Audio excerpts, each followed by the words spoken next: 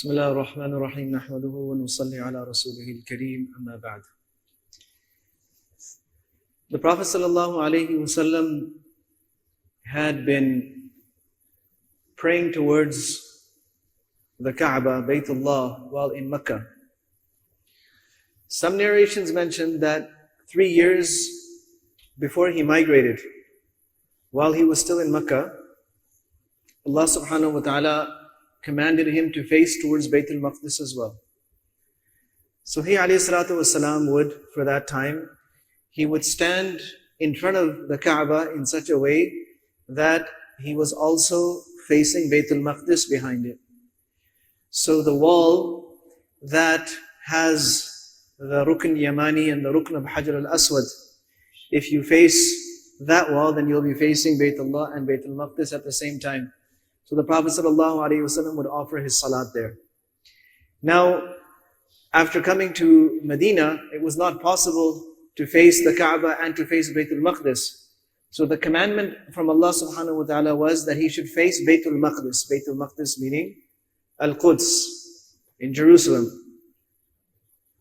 So for the first 17 months and 3 days, the Prophet ﷺ continued praying towards Baytul Maqdis. We were talking about the construction of the Masjid. So the Masjid was constructed in such a way that the Qibla was towards the north.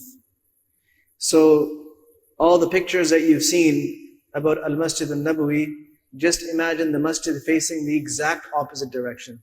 Of course, it was nowhere near as large as it is now. It was just a small Masjid. The initial construction was probably somewhere around 70 yards by 60 yards. It was almost a perfect square.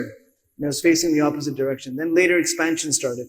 It was expanded even in the time of Nabi sallallahu alaihi wasallam, and then later on in the time of Umar radiallahu anhu, then in the time of Uthman radiallahu anhu, and so on and so forth.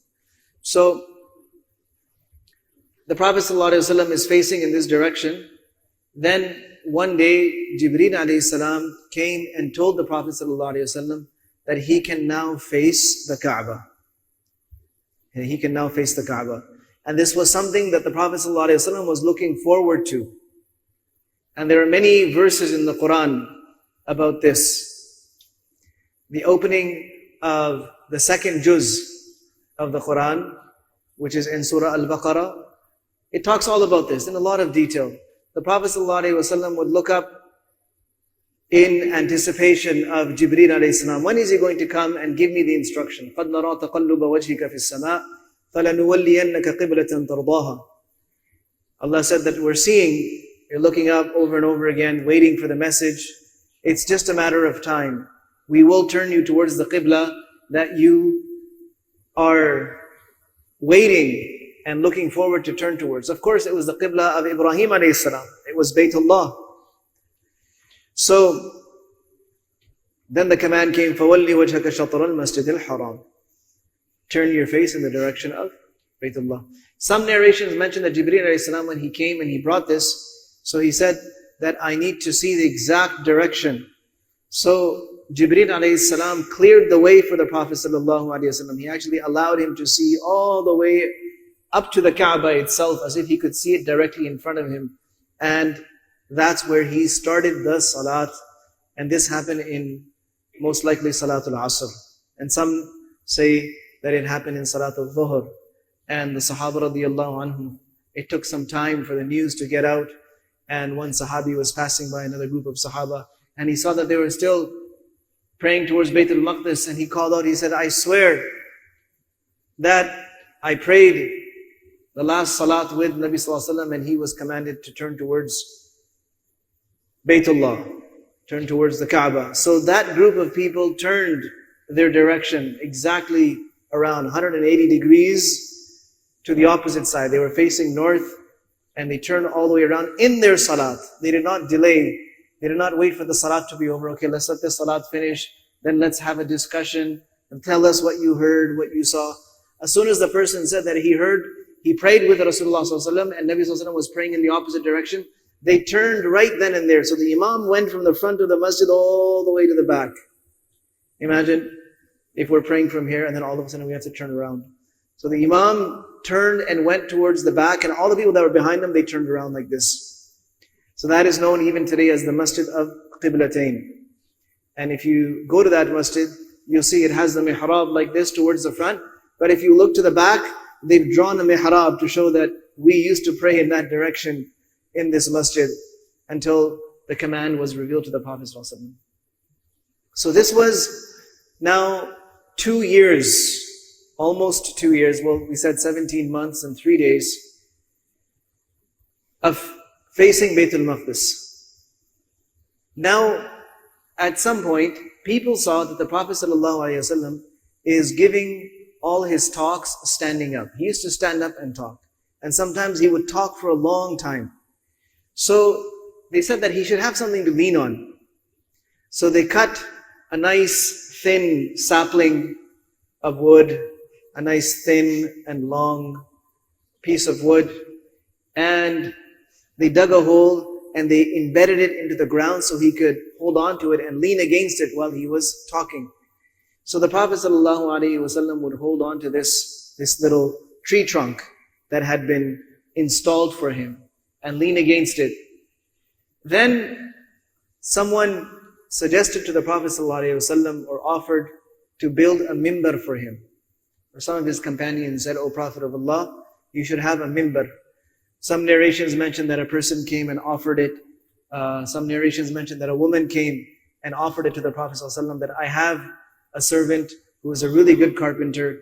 Can we construct a mimbar for you? So the Prophet ﷺ, in any case, he gave permission. They went and they got wood from the forest specifically for that mimbar, and then it was constructed, and it had 3 steps, kind of like this one. So 3 steps, and then the Prophet ﷺ, once the mimbar was brought and put in the masjid, and the Prophet ﷺ went to sit on it to speak to the people, all of a sudden everyone heard crying. Who's crying and why are they crying? The Prophet ﷺ just sat down. When everyone looked, they saw that that tree trunk that he had been leaning on for support, it was crying. That the Prophet ﷺ has left me now, he will no longer hold me, and now he's going to go and sit on that mimbar. So the actual Sahaba radiallahu anhum actually heard it crying like a baby. So the Prophet ﷺ got up and he held it and he comforted it and he kept on holding it until its crying stopped.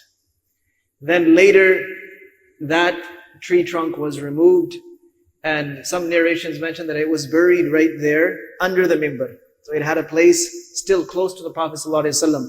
When the masjid was reconstructed in later times, and a lot of the floor and a lot of the things were dug up, and all of that, so that piece of wood, that trunk was extracted, and Ubay ibn Ka'ab radiallahu anhu took it and he kept it in his house. That this was the staff or the stick or the trunk that Nabi sallallahu alaihi wasallam used to hold on to.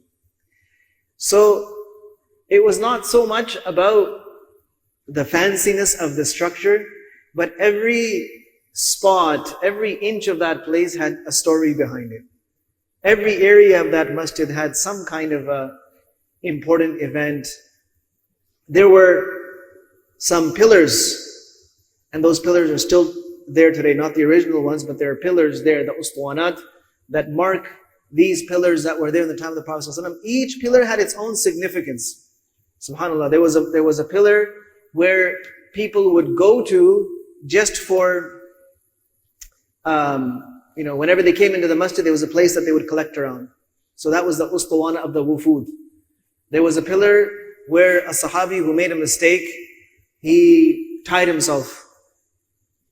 He tied himself to this pillar. And he said, I am not going to let myself be untied until the Prophet ﷺ forgives me.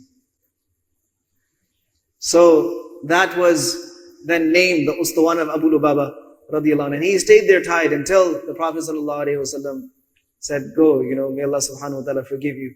So every spot in there has a story. So imagine the emotions and the feelings that the Sahaba radiallahu anhu would experience every time they would enter the masjid or leave the masjid or be called to the masjid or something related to the masjid happened. These were in fact people whose hearts were always stuck in the masjid.